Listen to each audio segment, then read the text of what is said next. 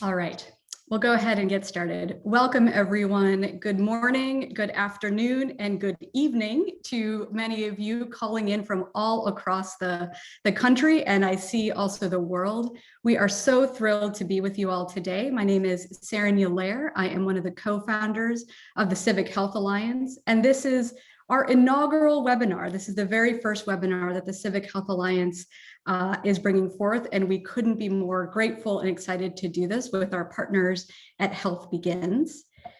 There we go. I'm going to be your co-host along with my colleague, Dr. Rishi Manchanda, for the next 60 minutes. We're going to take a few moments to introduce you to our organizations, to introduce you to who we are, and then we're going to hear from an absolutely phenomenal group of presenters. And then we want to make sure to have lots of time for a rich and vibrant discussion in the chat. As we start to, just a little bit of housekeeping, please make sure to keep yourselves on mute at the moment, and then we'll have some time for more discussion towards the end. Thank you to all of you who are already getting started in the chat. Please do chat in your name, maybe the organization or where you're calling from. Perhaps even something, the reason you've joined the webinar, or something that's lifted your spirits in the past week. And if you're having any technical challenges, please do connect with our colleague, Bissam. You'll see it says co-host, and he's host and co-host, and he or Grace will be happy to support you with any of the technical challenges that you might have. So please share a bit more about yourselves, and we look forward to sharing a bit more about us. The Civic Health Alliance is a nonpartisan coalition of health and civic leaders with one common goal. We want to help advance America's health through civic engagement in care settings and communities. We began this work in earnest actually back in January of 2020.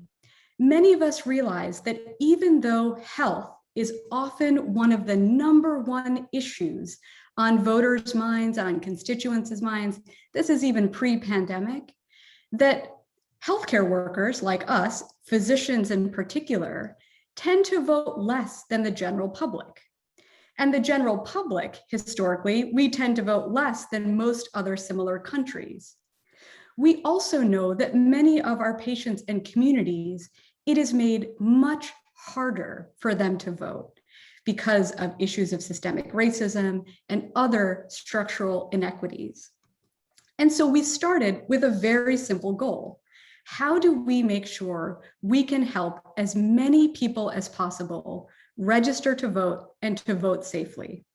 And as we did this work, we were connected with hundreds of people and organizations throughout the country who cared so deeply about this issue and who wanted to play a role and to take part.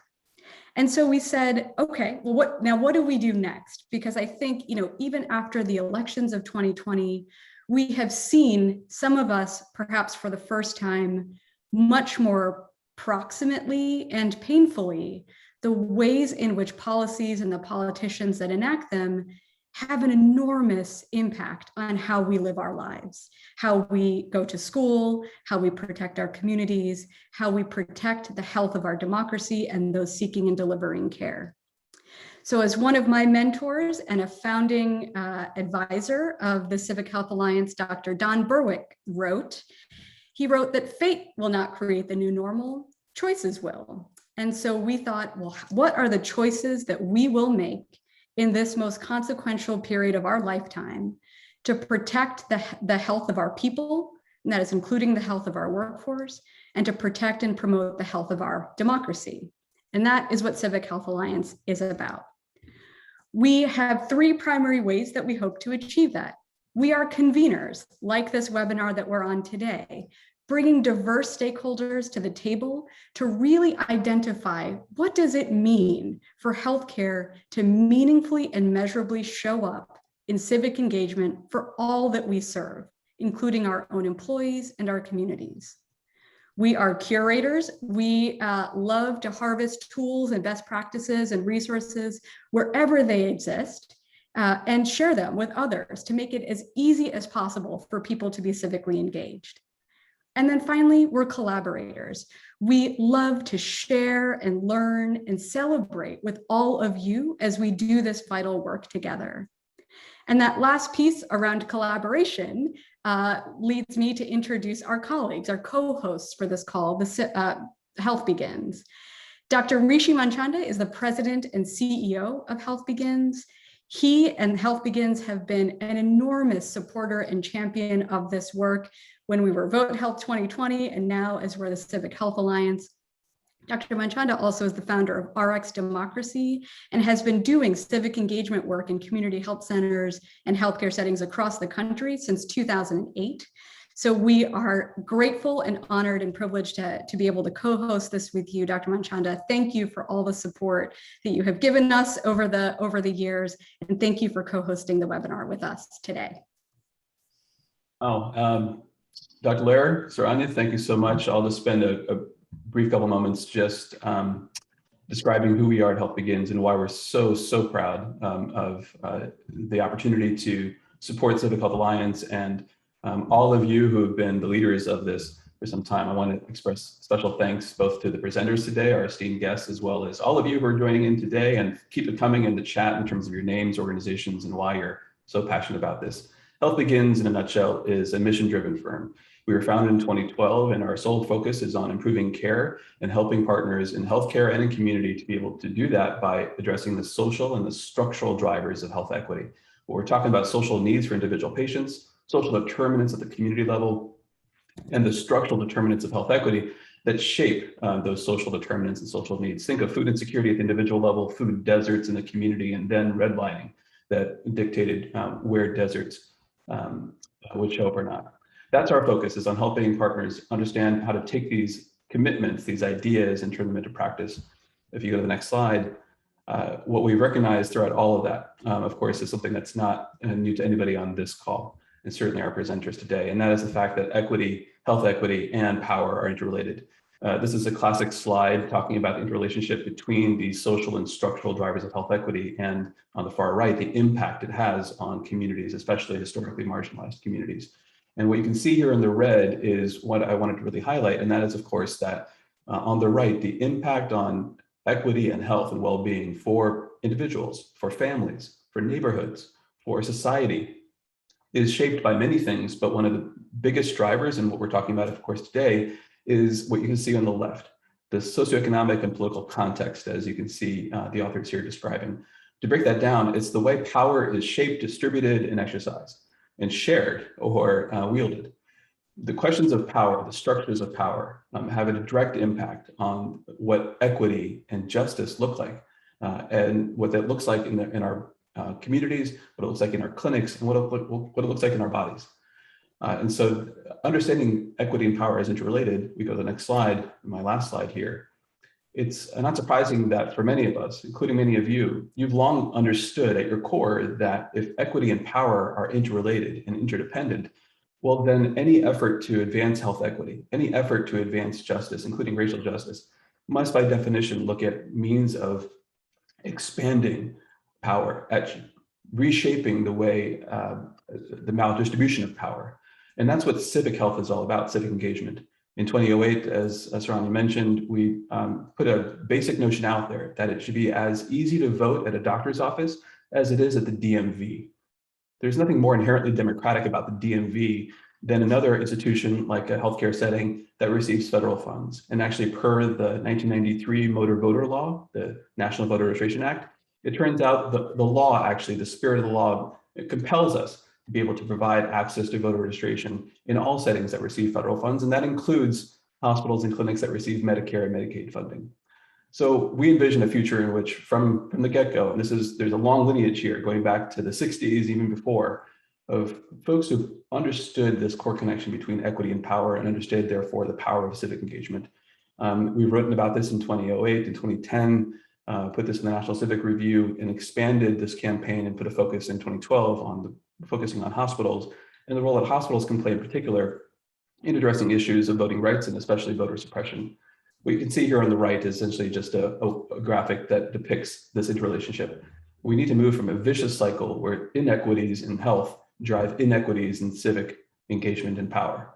we need to move to a virtuous cycle. And I think that's exactly why we're so proud of both supporting Vote Health 2020 and all the leaders from Saranya, and Stella, and Ali, and Manisha, Dr. Safo, Dr. Sharma, Dr. Khan, Dr. Lara. That's why we're so proud of supporting these incredible leaders, and why we're so proud today to help support the launch of Civic Health Alliance. And with that, it's my extreme privilege to hand this back over to Dr. Lara to continue. Thank you so much, Dr. Manchanda. And thank you for also being one of the founding advisors. You are the founding advisor for us for Vote Health 2020. And like a barnacle, we wouldn't let go. And so thank you for continuing to be a founding advisor to us at the Civic Health Alliance. A quick poll as we get started and move into our discussion. We'd love to hear from all of you. I see that it is already happening in the chat, which is terrific. Please keep that richness and that dialogue coming. We're going to launch a poll. It'll pop up on your screen. And we'd like to know how you feel about civic engagement in healthcare. Do you believe that healthcare institutions should take an active role in helping their patients, staff, and communities be civically engaged? No, not at all. Neutral, yes, absolutely. Please share your answers. I see some of you are sharing it in the chat, which is great. And you can also use the poll as well if you wish. And feel free to elaborate if you'd like on there. Why do you think it's important for healthcare institutions to play a role in this space? And how you think we can do that most meaningfully with our communities. And as we are going with the poll, I'm going to just quickly introduce our incredible panel. I'm going to introduce them actually one by one. And so as we hear them speak, and we're going to start with someone who most likely does not need an introduction, but I'm going to give one anyway, Dr. Camara Jones, a family physician and epidemiologist, the past president of the American Public Health Association, and someone who has been path-breaking in helping our public collective understanding of what racism means, what equity and the pursuit of health equity means, and the role that we all play in dismantling the systemic and structural inequities that inhibit people from living the healthiest lives possible. So Dr. Jones, I'm going to start with you. And I am wondering, given your vast experience over decades in this space, I'm wondering if you can share a bit of your own perspective of what it looks like to really promote and protect civic engagement in communities as it relates to health. Thank you, Dr. Lara. And I am actually, first of all, so delighted to be helping to launch the Civic Health Alliance. This is important because over the decades, as you've said, I, as a family physician and epidemiologist, have always staunchly asserted that civic engagement, collective action, anti-racism are legitimate roles for the health sector and for those of us who work in the health sector and for those of us who seek care within the health sector. So this is a timely expansion of your earlier efforts. So thank you for including me in this. I wanted to spend maybe 8 minutes or so talking about my work on anti-racism, because when we're talking about civic engagement and who has power and who has voice and who is valued, and when we talk about health equity, we actually have to recognize that the first thing we need to do is acknowledge our reality here. And our reality is that we live in a racist society in the United States, and yet racism denial is staunchly held by many, many people in this country, and it's deeply problematic. It's like a black hole in the universe. The reason that we have so-called black holes in the universe, we can't see them. Why can't we see them? They are so massive that even when light comes near, they suck up the light. So racism denial is a black hole. In fact, when we talk about racism, I think there are 4 key messages that I like to communicate. The first being that racism exists. The second, that racism is a system. The third, that racism saps the strength of the whole society. And the fourth, that we can act to dismantle racism. And civic action and civic engagement is one of the primary tools we have to act to dismantle racism. So with the rest of my little 8 minutes, which is now 6 minutes, I want to share with you one of my allegories, one of my teaching stories that I use to communicate, usually to a group of people who don't believe that racism exists. The moral of the story is that racism exists, but I'm communicating it now in this setting because it's such a useful communication tool that if each of you all can remember this and share it on and use it as an illustration to get across to people whose whole life experience has been that this is the land of equal opportunity, then I will have done my job today. So I call this teaching story, this allegory, Dual Reality, a restaurant saga. And it's based on my experience as a first-year medical student when I was, of course, very diligent, very studious. And on this particular Saturday, like on most, I had awakened early and hit the books. I was studying nose deep. And it got to be mid-afternoon. Some friends came over. And did they distract me from my studies? Oh, no. We all got to studying long and hard. And now it's getting late. We're getting hungry. And I have no food in the apartment, which was so typical of me that my friends understood. They said, okay, Kamara, never mind, but we are hungry. Let's go into town and find something to eat. So we do. We walk into town and we find a restaurant. And so we walk in and we sit down. And the menus are presented, and we order our food, and the food is served, and we're there eating. So it's not the story that you thought I was going to tell about racism and a restaurant, but not yet. Here we go. Here we are in this restaurant eating now, and I look across the room, and I notice a sign that's a startling revelation to me about racism. So now perhaps I've intrigued you. Dr. Jones, you're going to ask me, what did the sign say? Oh, well, what did the sign say? The sign said open. So now I know I've lost many of you because you're like, how is that a sign about racism? Well, sitting there eating, looking up, seeing a sign about that says open, most people would just assume other people could walk in, sit down, order their food and eat. But because I knew something about the two-sided nature of those signs, I recognized that indeed the restaurant was now closed due to the hour, but firmly closed, and that other hungry people just a few feet away from me, but on the other side of that sign, would not be able to come in, sit down, order their food and eat. And that's when I recognized that racism structures open, closed signs in our society, that racism structures, if you will, a dual reality. And for those who are sitting inside the restaurant at the table of opportunity eating, and they look up and they see a sign that says open, most often they don't even recognize that there's a two-sided sign going on because it is difficult for any of us to recognize a system of inequity that privileges us. So for example, it's difficult for men to recognize male privilege and sexism. It is difficult for white Americans to recognize white privilege and racism. In fact, it is difficult for all Americans to recognize our American privilege in the global context, although we are living at large right now in how much of the global supply of COVID-19 vaccine we have sequestered within this nation. But those on the outside are very well aware that there's a two-sided sign going on because it proclaims closed to them, but they can look through the window and see people inside eating. So back inside the restaurant, to those who ask, is there really a two-sided sign? Does racism really exist? I say, I know it's hard for you to know when you only see open. In fact, that's part of your privilege, not to have to know. But once you do know, you can choose to act. So it's not a scary thing to name racism or any of these other systems of structured inequity, right? It's not a scary thing. It's an empowering thing.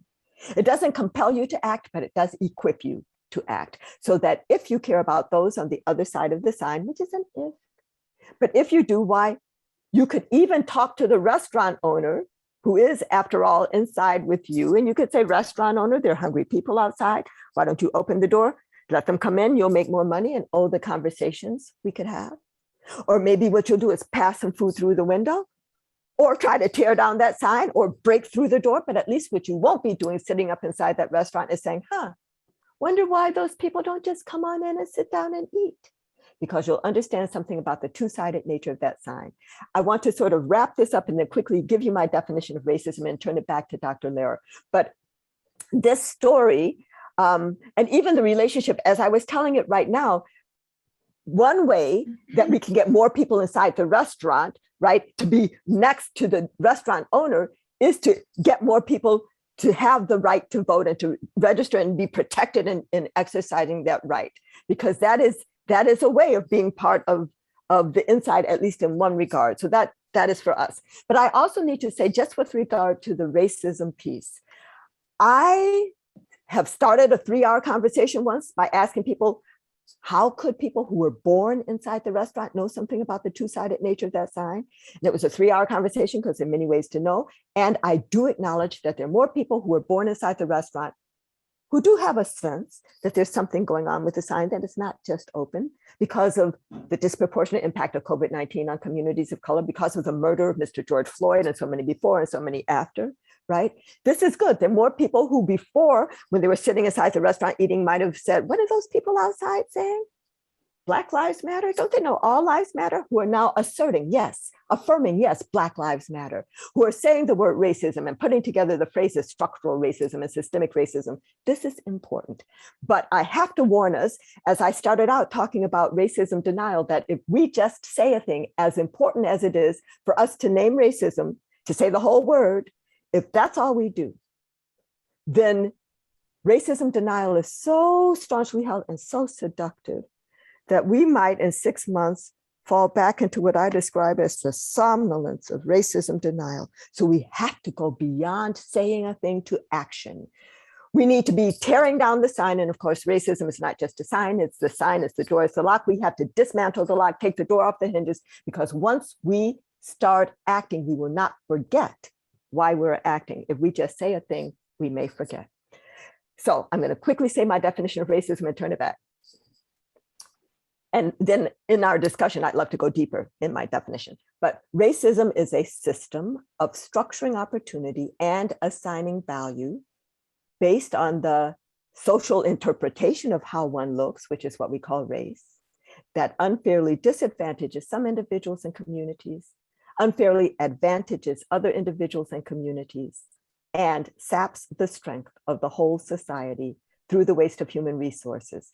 So Dr. Lehrer, I would love at some opportunity during our free Q&A to go deeper into that definition, to talk about how we can generalize that definition to be a definition of any system of structured inequity, but why we should all be anti-racism even as we address the other systems of structured inequity. And I would like to go back to that image to talk about how does that image instruct us on what we can do today. If I say name racism and move to action, what does that image tell us about moving to action? So thank you. And I hope that I just haven't gone too much over my time. Dr. Jones, that was phenomenal. Thank you so much. You set the stage in a way that only you can. You have taught us how to learn and unlearn and relearn so much around us and about the power of proximity and the power of collective action. And so absolutely, I will be going back to you during the Q&A. I am now going to turn to Dr. Stella Sappho, who is a co-founder of the Civic Health Alliance. She is an HIV/AIDS physician. She is the founder and executive director of Just Equity for Health. And she is someone who I personally believe is an incredibly inspiring example of how you show up for justice, for your peers, for your patients, for your communities. And I'm wondering, Dr. Safo, you were she also, by the way, just unrelated, is one of the only co-founders that got a shout out on Twitter from a former president. I'm just gonna throw that out there. But Dr. Safo, as I turn to you, you have been deeply engaged in this work in care settings for a really long time. And it strikes me, you were leading this work in a way, as you were a doctor in New York City, in the height of the pandemic. And I'm wondering if you can share a bit more about kind of how you see civic healthcare showing up in the civic engagement space, and what you might want to see, how you might want to see healthcare show up in the future. Dr. Sappho? Thank you so much, Dr. Lehrer. I really appreciate it. It is a curse to follow Dr. Jones because there can be nothing else that should be said. And so I don't know which gods I've annoyed, but I have the pleasure, I guess, of following the Dr. Camara Jones. And I think Dr. Jones is really, or I know she set up for us the why. What I'm going to talk to you guys about a little bit is the operations of the how. And then I'm really excited that we have Dr. Kavitha Patel with us to offer a few comments on the kind of policy implications and the way that this all rolls into what we see kind of on the political stage. So the why, I think, is something that we all think about a lot. And one of the big whys, as we saw last year, was what happened around the need for true anti-racism work that isn't just the setting up of a DEI committee, but is true deep work that changes our societies. But the whys also kind of translate in lots of different ways within the healthcare system. And the reason why I'm so passionate about this work, and I think so many of you have joined, over 170 of you have joined, is because we see the challenges within the healthcare infrastructure, the healthcare delivery system, that are not founded by the healthcare delivery system, but that impact health and health outcomes. And we see those challenges day in and day out, and we in healthcare try to solve it as best as we can. We sometimes fail, few times we succeed, but we often don't even feel like we have the language and the communication to do the work that we need to do to be able to address how the social determinants of health show up in affecting individuals' health outcomes. And two quick examples of that is last year when COVID first hit, clinicians who were providing care didn't have enough PPE. And they didn't really have a great way to organize within their local context for PPE. And so you saw people starting grassroots efforts to get them more PPE to be able to provide care. I think an example that we've seen for a long time is gun violence. Unfortunately, those that work within the hospital, within the emergency rooms, within the trauma base, see the impact of poor gun policy and what that does to people's bodies when they come in and they are suffering the consequences of the mass shootings that have almost come to define American culture. And yet again, clinicians and frontline staff often don't feel like they have the capabilities, and sometimes don't feel like they have the right to be able to speak out and give voice to their opinions on how we can really address these issues and why it's important that we address these issues. And so if systemic racism and structural racism and all the ways that it sullies our society, as Dr. Jones has explained, is one example, I've offered you two other examples of the ways in which and the reasons that we need all of us to be even more engaged in the healthcare spaces of thinking about what it means to have a voice, because that's ultimately what civic engagement is talking about. It is having a voice in the spaces that matter, in the spaces that are pushing power or adjacent to power. And so one thing that really has driven me personally in this is my experience as someone who does practice redesign work. And practice transformation and practice redesign basically just describes what it looks like for us to redesign parts of our care system. And so, for example, if you're interested in providing hypertensive care to individuals who are unsheltered and have high substance use disorder challenges, what does that care look like? How do you set it up? Who are the outreach workers that you work with to go out into the communities to take care of them? What tools do you use, et cetera, et cetera. So there's a whole group and branch of medicine that thinks about this and works on this. And one thing that I have noticed that is very challenging and problematic is that a lot of times when we do that kind of care design work, we often are missing the voices of the very individuals that it's going to impact. And so we will roll out the care model and then after the fact come and say, hey, Mr. Smith on the street, what did you think? Versus thinking about how we engage those voices early. And also, we are often missing the voices of the frontline staff that have to deliver that care. These frontline staff are your LPNs, your front desk staff, your patients, your clinicians who may live in the community and have a much more rich understanding of what it means to deliver this kind of care. And so those two voices, frontline staff and patients and community members, are often missing in population health management work, practice redesign work. And what we end up getting are care models and ways of delivering care that don't necessarily meet the needs of our historically marginalized populations. And what I'm saying is we have to write that. We have to look at the examples of when we've gotten it right, and we have to reproduce that. And infusing civic engagement within healthcare is just one way. So what is an example of how, when and how we got it right? I would offer, and it's not just because I'm an HIV primary care doctor, but I'd offer HIV as a great example. And what happened in HIV care is that people were so inspired to show up in all the spaces where HIV care was being determined, how it would be delivered, where it was being paid for, where it was being decided who would do the work. Actual people who were impacted by this showed up, added their voices to it, and really pushed that they would be able to make sure that they got the care that they needed. And this kind of model is what we want to bring forward with Civic Health Alliance and a lot of the other work that I know many of you are involved in. And so I want to talk for a moment about what that's looked like. And so we have the why, we have, what's missing right now in healthcare.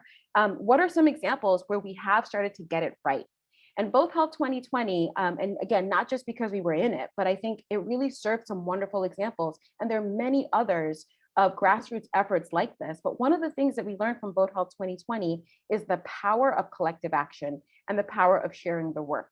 We were able to get over 1,000+ individuals, and we touched many more than that, individuals registered out to vote, thinking about how they could be engaged within their communities to help their communities get out to vote in the 2020 presidential elections. And some of the reasons why we were successful is because we shared the work. We created toolkits where frontline staff could literally go onto our page, download the flyers they needed with the QR kits, go ahead into their clinics and use them right away. No one has the time in your busy 20-patient day to be designing something that you're then going to deliver, but we figured out a way to share that collective work. And as our co-founder, Dr. Manisha Sharma says it, the plug and play approach was one of the reasons for our success. It's something that we can absolutely replicate as we go forward.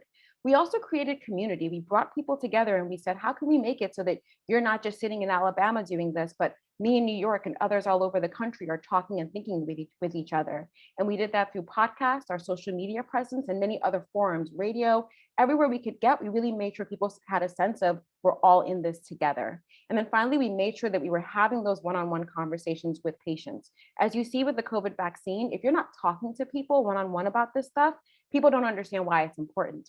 And so all of our CHA community members had scripts and ways we're coached to be able to really engage and think and talk with their communities about how to do this work. And so I want to kind of just end with a couple of ideas of how we think about this going forward. And I think there's 4 main takeaways that are important for me to convey.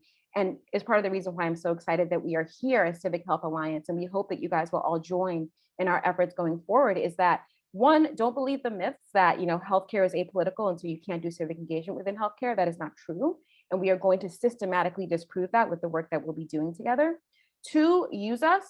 I'm tired and I don't want to do extra work, but I say that because we are one of many organizations that are providing the tools and resources so you don't have to recreate things from scratch. So use the resources that are here to be able to help you do the work that you want to do, to be able to pull people into this important effort. 3, I think it's worth remembering that no amount is too small. There are people who we had within our engagement in both health who put a flyer up and got 2 people to register to vote. 2 people to me is a huge win. It's the same way I talk about vaccines. Every single person that gets vaccinated is a win. And so no effort is too small. And then finally, I want us to remember that we're changing healthcare. When I trained, no one ever talked to me about civic engagement in healthcare. That didn't even make sense to have that conversation. By you guys joining us, by all of us having this conversation, we are absolutely changing healthcare. And my hope is that we will have trainees and learners going forward who don't even ask, wait, am I allowed to talk about this? But are bringing this into the spaces to be able to benefit their frontline staff and their patients. So with that, I'll turn it back to Dr. Laird. Dr. Sappho, thank you so much. That was absolutely terrific and such great. I love your here are 4 key. I love that you all are putting us to work, and I appreciate it. You're giving us our homework and our to-dos, which we're all jotting down. Thank you for really highlighting the.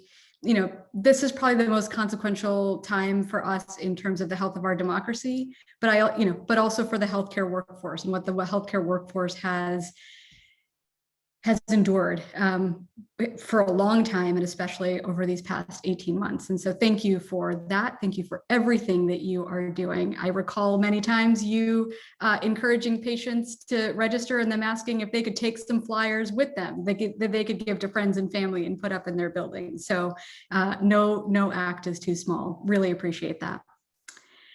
And we'll have time for more questions. I see some questions coming in the chat, which is great. And we'll make sure to leave some time for that. And I'm going to turn now to our final presenter and speaker for the day before we go into some questions. And that is Dr. Kavitha Patel, who is a physician and health policy researcher, also an NBC News and MSNBC contributor. And, for many of us, Dr. Patel is roughly my age, so I'm not trying to age you, Dr. Patel, but for many of us, you really showed us what it could look like to be a physician or to be a health professional, and to be really engaged with policymakers and in the influencing policy as it relates to healthcare and health more broadly. And so I'm wondering, I would say this past few months in particular, it seems like we have become so much more aware of the ways in which policies impact us in such a hyper local way. Our school boards, our mask mandates, et cetera. And so I'm wondering if you can give us a couple examples of how you see healthcare showing up in that really hyper local way, maybe to start, and kind of what you might encourage us all to do to be able to even start at that local level if we're feeling a bit overwhelmed at the national level. Dr. Patel? Thank you so much, Saranya. I just want to thank the Civic Health Alliance. I want to thank everyone that has not only spoken, but I know there's a team behind it. Manisha Sharma, I'm looking at you, and the entire kind of group behind the Civic Health Equity Alliance. Am I using the name? I'm going to make up names for what. So close. It's fine. You can call us whatever you want. I can call it whatever I want. Exactly. That's what generally happens in my head. I can't emphasize enough how weird this time is, not for just the obvious reasons, but from a policy standpoint. We're used to kind of these very fixed deadlines, even sometimes arbitrary deadlines, kind of times when that local or state and federal governments are in session, and that there's going to be certain activities that happen. There's certain rules that take place for the physician fee schedule, the hospital outpatient schedule, et cetera. I've never seen a time where we have a kind of a fluid, moving pandemic, scientific data coming out in preprint and a public that's consuming it, and then having to quickly adapt it to policy almost at the same time. And I think all of us can kind of process that depending on what our roles are, everything from, as you mentioned, mask mandates to, I think, a very practical example that's literally kind of hitting many of us today in the face, so to speak, is these schools, as they're reopening, are all trying to figure out whether or how they quarantine, what are the thresholds for which they might automatically decide to go virtual. CDC and other local health officials can put out recommendations, but all of us who have had to operate in any capacity know that executing it is very different. So what I'm going to try to do is kind of just very briefly, because I know there's a lot of questions. And I think one of the questions in the chat resonates with something that I wanted to bring up, that policymaking often gets kind of relegated to groups of policy, government affairs, shops that actually have the title policy in their health system. I would argue all of us, not just because of COVID, I've maintained this argument even before we even knew what COVID was, that all of us in healthcare have an obligation to understand policy at the local, regional, and national level, because it does impact us. And so everything from why, when I was a resident, why wasn't there transparency about the promotion and tenure process in my medical school? Everybody encouraged me to kind of go up through the ranks and try to become somebody inside of academic medicine.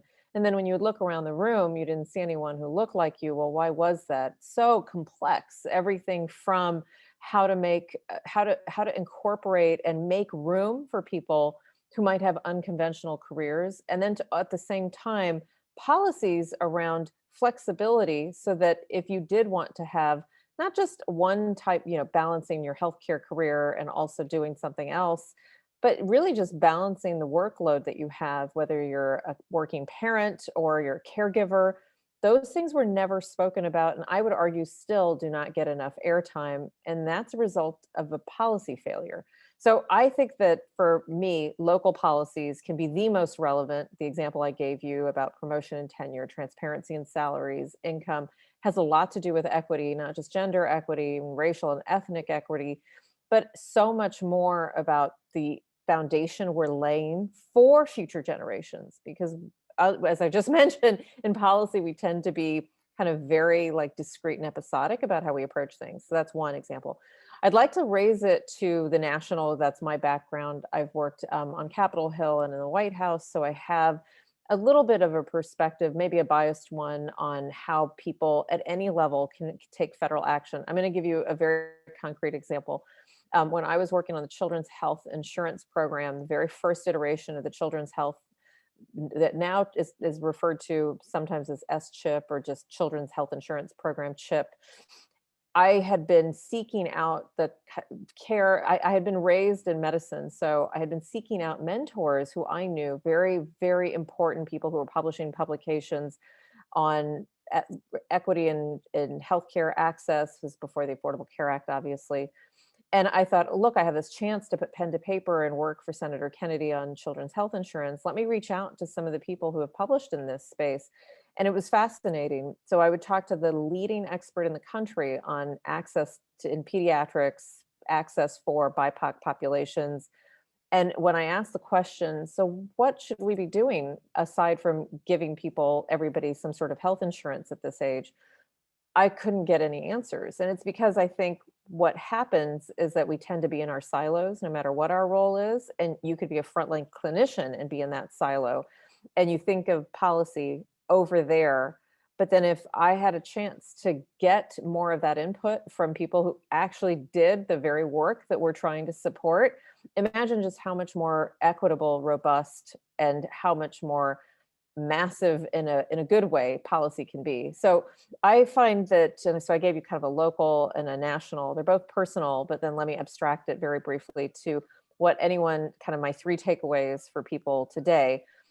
No matter where you are inside of your institution, whether you have a leadership position and equity is part of your role, your leadership mission, objectives, et cetera, or you are, like I said, someone who is a resident, a student, could be somebody who's a full-time clinician trying to fit this in on their lunch hour. Shout out to you, because I try to do it and fail. I think everybody should think about, when you get frustrated, which we all do, and there's a tension point, what would a policy outcome be that could change that tension point? And how can that policy outcome unintentionally alienate others? It's something that I use all the time. So people joke who know me in policy circles that I'm always the Debbie Downer, because I come in and I say, there's this great idea. It's called the Affordable Care Act. How can doing this the way we want to do it actually prohibit people, ironically, from getting access or have unintended consequences?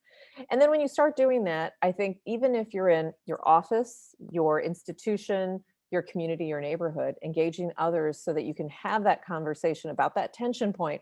Because once you engage other people on an aspect that frankly is leading to burnout, frankly is leading to frustration, and hearing people say, I want to leave healthcare because I just don't know if it's for me anymore.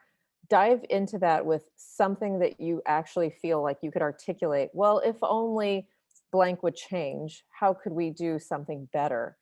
And then at the flip side, if only blank would change, how would that actually hurt us from helping the people we want to, including ourselves? And I think that's how kind of I have crudely over my career taken away when times have been dark, and they have been dark in our country, they still are.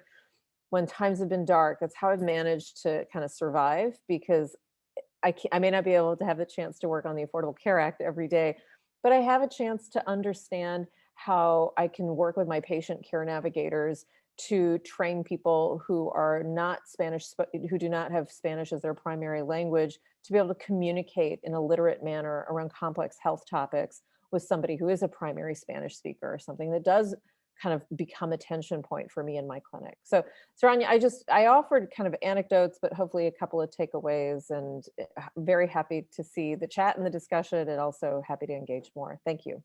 Perfect. That was great, Dr. Patel. Thank you so much. I've definitely got a question teed up for you from the chat that we'll get to in just a moment. And I appreciate the homework you gave us. Each of our presenters have given us some to-dos. And you know, I'm going to go back to you, Dr. Jones, in a moment. And Dr. Patel mentioned this as well, this idea of being curious and questioning assumptions and questioning consequences unintended or intended. And you mentioned to us that you had, you wanted us to come back to the allegory that you shared earlier, and what it means when you start to question those assumptions, and then what it means when you start taking not just individual, but collective action. So my first question will go back to you, Dr. Jones, about what that could look like. What does that questioning and those collective actions look like? Thank you. And thank you, Dr. Sappho, and thank you, Dr. Patel and Dr. Lira and Dr. Majanda and everybody. This is amazing. Dr. Sharma, Manisha Sharma, who's not showing her face today, but thanks to all. So I wanted to just go back to that image of a dual reality, two-sided sign, and it picks up very well from what some of the others have been saying. I would say that there are 6 main thrusts of what we can do to move to action. The first being that we need to actively look for evidence of two-sided signs in all of our things. So ask the question, is there something differential going on here in my practice, in my community, in my child's school, everywhere? Is there something differential going on here by race, by language, by immigration status, by gender, by urban, rural, by religion, by anything? And as we ask those questions, looking not just at outcomes, but also look at opportunity structures. Is there differential opportunity on different sides of the sign? We can never, no matter where we're situated, feel okay, like looking up and saying, oh, looks open to me. We must always be interrogating the presence or not of two-sided or multi-sided signs. The second is that we need to create in our individual lives and in whatever structures we can touch, the opportunity to burst through our bubbles. Just want to say, bubble bursting, like each of us is in a bubble of experience, even if our bubbles of experience are very vast and thin soap bubble boundaries, and some of our bubbles are very small and thick plexiglass boundaries, and some of them are tinted and some are polarized, but we're all in a bubble of experience, most often not knowing that just across town, there are people who are just as kind, funny, generous, hardworking, smart as we are. We're living in very different circumstances. We need to create at the individual level, maybe at the community level, in our institutions, opportunities to experience our common humanity across town in another setting so we can build common cause. And that is things that hospital systems can do. That's about bringing new people to the table, honestly. It's about being in somebody else's place and staying a while. The third, I'm going to just go through the others very quickly. We need to be interested in the stories of others. So that curiosity, right? We need to then believe the stories of others without requiring some kind of paper or without requiring cell phone video documentation or without requiring body cam footage. And then we need to join in the stories of others. So that's number 3. The fourth one is that we need to develop a sensitivity to the absence of who is not at the table, what is not on the agenda, what policies are not in place that if put in place could be quite productive and lead to social justice. That sensitivity to the absence of it's so easy for us to critique what's there, and often we miss what's not there.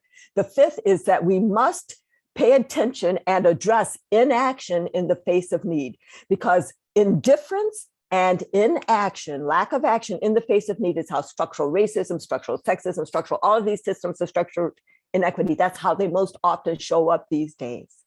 But all of the power is not just from those who are inside the restaurant. Those of us on the outside need to know our power, as Dr. Safo said, in terms of HIV/AIDS activists. We need to know our power. We need to recognize that action is power, and especially that collective action is power, because collective action will inform us, it will inspire us, it will propel us, it will protect us. Collective action is power. That's what this whole thing is about. Thank you for the time.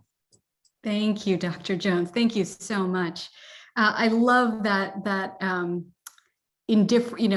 indifference and inaction is also a choice. It is also an action.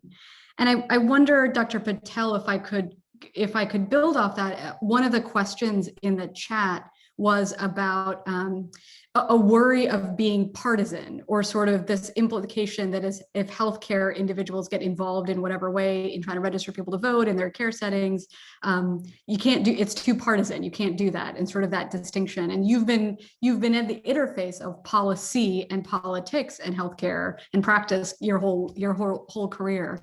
How do you help people kind of understand how to address that fear or concern? So I hear that a lot, and it's also hard because I'm in a town like Washington, D.C., so it feels like kind of politicization and politics are ubiquitous. But my response is, I think it's much less about politics and identity of a certain party, and much more about just actually exercising your civic rights and your civic duty and your basic rights. I think never more than before, so many people are kind of seeing the sunlight of what's happened in Afghanistan, and many of us kind of have, myself included, sat on the side for 20 plus years while some of the tragedy occurred. I'm going to try to keep my answer short, but it's a great example where it doesn't matter what your politics are.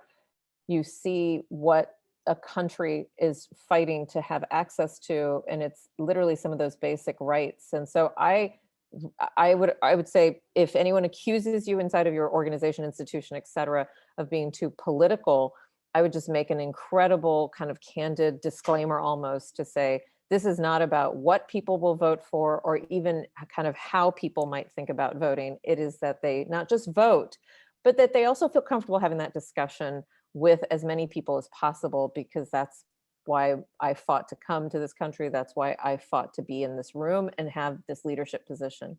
So I know that was long. Sorry. That wasn't long. That was perfect. Thank you. And you've taught us, you've inspired us a lot all along the way in that. So thank you. Dr. Safo, you've heard a lot. You've shared a lot. There's been a ton in the chat. Please do keep that coming, even if we don't get to it today. This is all fodder for the rest of our work. So as you see this inaugural Civic Health Alliance webinar, as you see what's in the chat, as you see what we're hearing, what's your vision, or what's your hope for how the Civic Health Alliance can really help accelerate the knowledge and action that can come from this in this country? Yeah, I see Civic Health Alliance as a convening body like so many others. I see HealthBegins doing the same thing. And so I will locate this less in the kind of names of the organizations and more in what you guys have already modeled doing. But even just looking at the chat, the resources that folks have shared, Lachlan, thank you so much, and so many others, the ideas and suggestions. This is what happens when we come together and we share common space together, right? Because there's so much that has happened, that has worked, that we can learn from, that is happening, and that we can push forward together. And I wrote down Dr. Jones's, comment about action is power, collective action is power. And I would say collective action is radical power.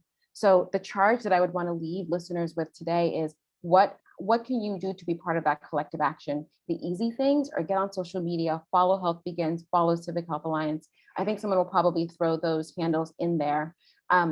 And I say follow us, not because, again, I care that you like our stuff, but just because we're going to put the work in so that you don't have to put the work in. We're going to tell you some of the resources to use, some of the things to kind of keep track of, obviously all nonpartisan, that will be able to help us to move this work forward. And so you just getting kind of engaged will be really helpful. And then if you're listening to this and you're thinking, wow, there's some folks who would be really helpful as allies or founding advisors, please let us know. And so two of our advisors, founding advisors who've been mentioned here actually are Drs.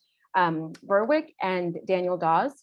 Both of them are supporters and big supporters of Civic Health Alliance, along with all the folks who are talking here today.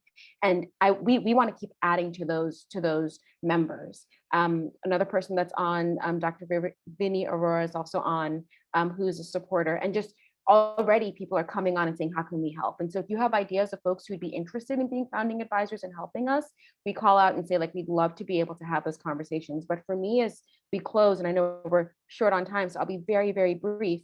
The main thing that I want to say is collective action is power. I want to, parrot what Dr. Jones has said, and please think about how you can be part of that collective action. Thank you so much, Dr. Safo. And Dr. Manchanda, I know we're running close on time, but you've been listening and observing, and you've been you've been a part of this for so long and have been working in this in a lot of different spaces. What are you hearing about this that is giving you some hope and energy and excitement? It's the energy itself that's so wonderful here. So I just want to say thanks to everybody. The chat has been on fire, as have the presenters. That's again, it's a privilege. And it's part of a long-term commitment. As Dr. Jones said, this goes back decades and this is going to go on for decades. The question is, how do we actually take this fire, this torch right now, and really shine the intensity of the heat and the light right now on what we must do? I will say that as we develop our own civic and health literacy here, as we think about how to tap into our privilege and our power as we must, redistricting is the modern version of redlining. That we must actually focus on right now, because that is the biggest barrier, not only to collective action, which we must kind of heed Dr. Jones's advice on, but it's also the biggest barrier to health equity as we think about the political determinants of health. So read up on redistricting and how it impacts health equity. And more importantly, just thank you for the continued action on this front. I'll turn it back to you, and thanks to all the speakers.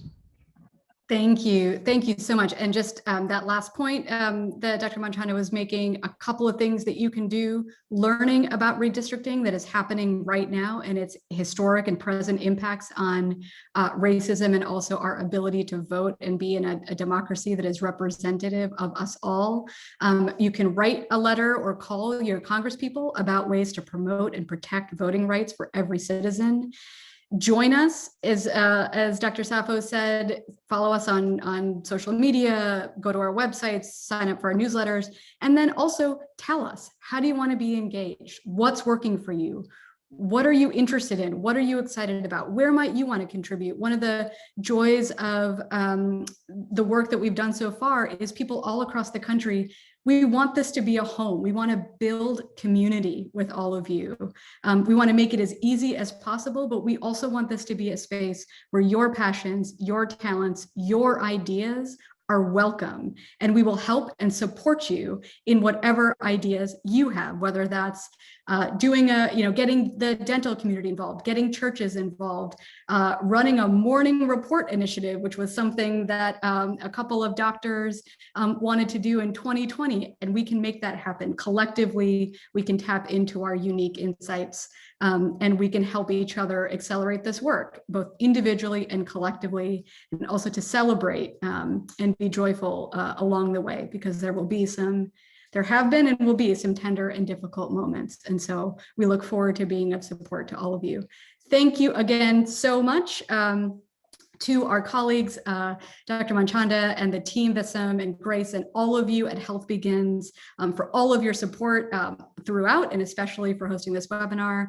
My gosh, the panelists, I can't, I'm trying to just play it cool, but Dr. Jones, Dr. Safo, Dr. Patel, thank you for everything that you have done, the ways you keep showing up and inspiring and encouraging and educating us. Thank you for taking the time to be here today. And thank you to all of you for everything that you're doing to protect the health and safety of your patients, your community members, for joining us here. And we hope that this is just one part of a long collaboration and journey for us to do together in the weeks and months ahead. So thanks everyone, be safe, be well, and we will be in touch soon. Take care.